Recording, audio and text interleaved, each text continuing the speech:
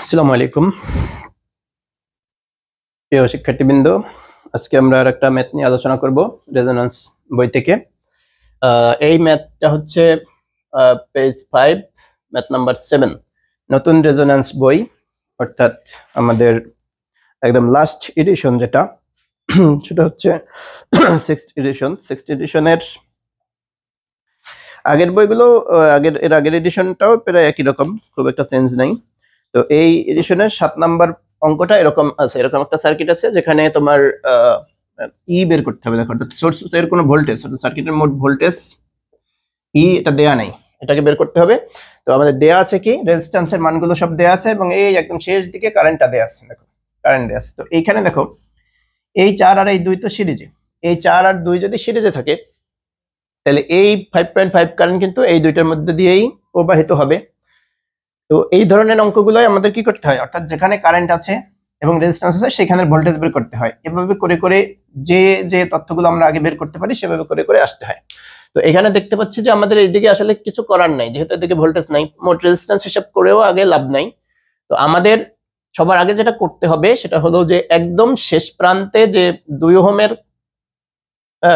Voltage এবং এই 4 ওহমের ভোল্টেজ, অথবা এই দুইটা মিলে একসাথে হয় কত, 6 ওহম। এই 6 ওহমের ভোল্টেজ একসাথে, এই 6 ওহমের ভোল্টেজ অর্থাৎ 4 যোগ 2 এর ভোল্টেজ ড্রপটা কত হবে? ধরো এটাকে আমরা ধরলাম, এভাবেই ধরি যদি বোঝার ক্ষেত্রে, তাহলে এটা হবে তোমার এখানে 6, এর সাথে এইখানের কারেন্ট আছে হচ্ছে আমাদের 5.5। তাহলে 4 আর 2 হলো 6, 6 এর সাথে 5.5 গুণন করলে কত হবে? 33। সহজেই আমরা হিসাব করতে পারি যে 5 6 30 আর 0.5 কে 6 দিয়ে গুণ করলে হবে 3।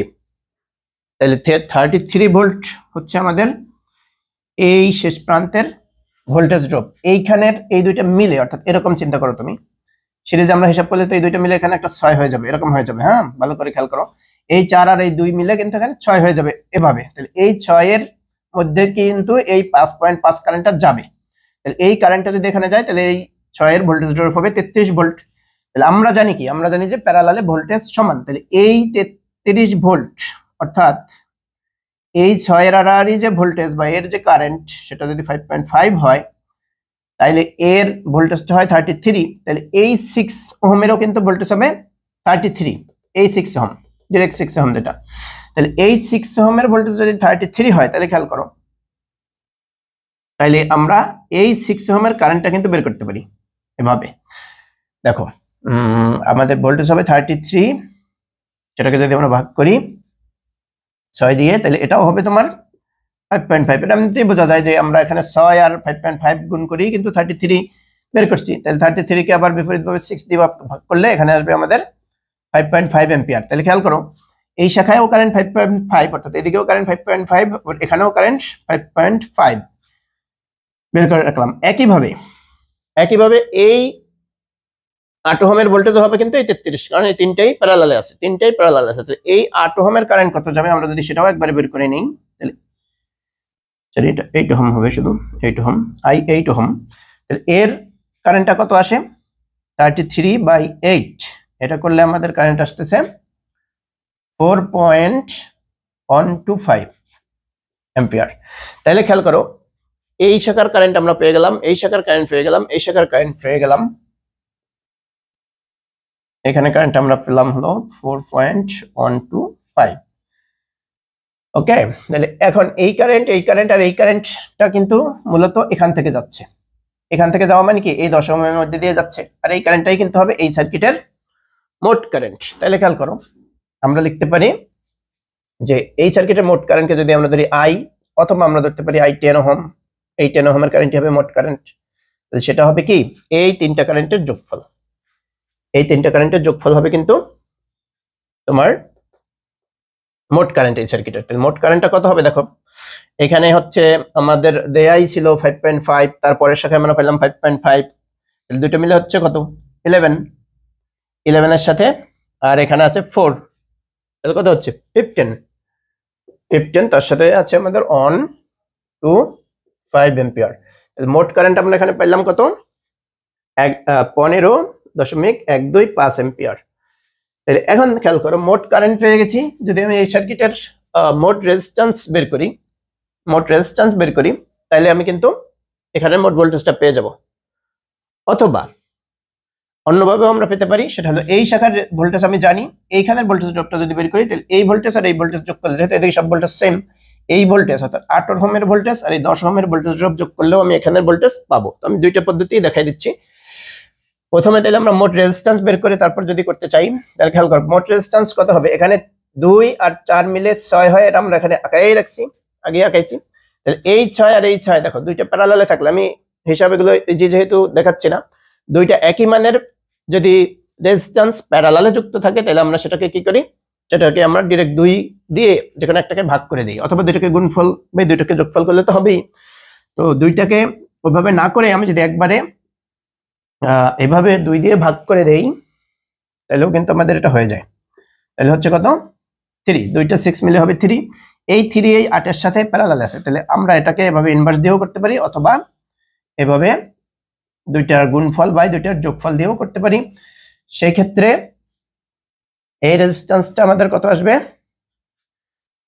এটা আসবে হচ্ছে তোমার 2.18। তাহলে এই 2.18 কিন্তু এই 10 এর সাথে সিরিজ আছে, তাহলে 10 প্লাস 2.18 এটা করলে আসছে আমার 12.18 ওহম। এটা হচ্ছে কি আমাদের মোট রেজিস্ট্যান্স আরটি। এই আরটি কে আমরা যদি আইটি এর সাথে গুণ করি তাহলে ভিটি পাবো, অর্থাৎ মোট ভোল্টেজ পাবো। তাহলে ভোল্টেজ সমান আমরা জানি আইআর, ভি সমান জানি আমরা আইআর। তাহলে মোট কারেন্ট আমরা পাইছি কত? 4.125 এর সাথে আমরা যদি আর এর মান অর্থাৎ 12.18 এটা গুণ করে দিই তাহলে কিন্তু আমরা এখানের মোট ভোল্টেজ ড্রপটা পেয়ে যাব, সেটা হয় 184.25 ভোল্ট। তো এই গেল একটা পদ্ধতি। সেকেন্ড পদ্ধতি আমি একটা বলছিলাম যে এটা অন্যভাবেও করা যেতে পারে, সেটা হচ্ছে কি এখানের ভোল্টেজ। তো এখানে ভোল্টেজ 33 আমরা জানি, আগেই আমরা বের করছিলাম যে এই 33 ভোল্টেজ এখানে বের করছিলাম, এখানে এই ভোল্টেজটা এই পর্যন্ত আসবে। আর এইখানে ভোল্টেজটা যদি আমরা বের করি তাহলে এখানে দেখো এখানে কি হবে, এখানে আছে 10 এর সাথে যদি আমরা এখানের রেজিস্ট্যান্স, মোট রেজিস্ট্যান্স সরি কারেন্ট, এখানে কারেন্টটা যদি গুণ করি, এখানে মোট কারেন্টটাই হচ্ছে এখানে কারেন্ট যেটা আমাদের এখানে দেওয়াই আছে, তাহলে এটা কত হবে? 15.125 এর সাথে এটা যদি আমরা গুণ করি তাহলে 150 পয়েন্ট সামথিং আসবে। দেখো 150 পয়েন্ট সামথিং আসবে, তার সাথে 33 গুণ করলে এমনিতেই আমাদের 184। আমি দেখাই দিলাম না, এটা তোমরা এমনিতেই পারবা। অর্থাৎ এখানে যে কারেন্টটা আছে, এই কারেন্টটা অর্থাৎ 10 সরি এখানে যে রেজিস্ট্যান্স এবং কারেন্টটা যদি আমরা গুণন করি, খেয়াল করো এখানে আছে 10 আর রেজিস্ট্যান্স এবং এখানে কারেন্ট পাইছিলাম আমরা হচ্ছে মোট কারেন্ট এই 15.125। তাহলে এইখানে যে ভোল্টেজ ড্রপটা আসবে, এই ভোল্টেজ ড্রপের সাথে তুমি এখানে 33 ভোল্টেজ ড্রপ গুণন যোগ করে দিলেই এই মোট ভোল্টেজটা পাওয়া যাবে। হ্যাঁ, তো আচ্ছা এখানে আমরা ভি লিখছি, আসলে এটা আমরা প্রকাশ করছি সার্কিটে ই দিয়ে, তাহলে এটা হবে ই, এটাই হবে আমাদের অ্যান্সার। তো ধন্যবাদ সবাইকে, আশা করি তোমরা ম্যাথটা বুঝতে পারছো। না বুঝলে অবশ্যই কমেন্টস করবে। নেক্সট ভিডিও পর্যন্ত সবাই ভালো থাকো। আসসালামু